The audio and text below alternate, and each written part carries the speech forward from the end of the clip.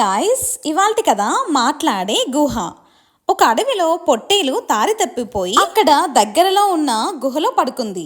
ఉదయాన్నే అడవి నుంచి బయటకు వెళ్లే దారి కోసం ప్రయత్నించి దారి కనిపించక మళ్ళీ ఆ గుహలోనే నిద్రపోయింది.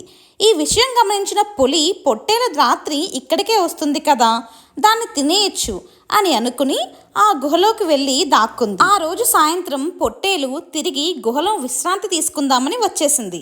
లోపలికి వెళ్ళబోయే ముందు పెద్ద పెద్ద అడుగులు చూసి లోపల ఏదో జంతువు ఉందని ఉపాయం పన్నింది.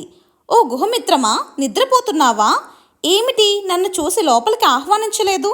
నువ్వు రమ్మన్నదే నేను లోపలికి రానని తెలుసు కదా, కాబట్టి నేను లోపలికి రాను, వెళ్ళిపోతున్నాను అని అంది పొట్టేలు. గుహ లోపల ఉన్న పులి రోజు గుహ పొట్టేలును పిలుస్తుందేమో అని అనుకుని రా మిత్రమా రా అని అంది. ఆ శబ్దం విన్న పొట్టేలు పులి లోపల ఉందని గ్రహించి అక్కడి నుంచి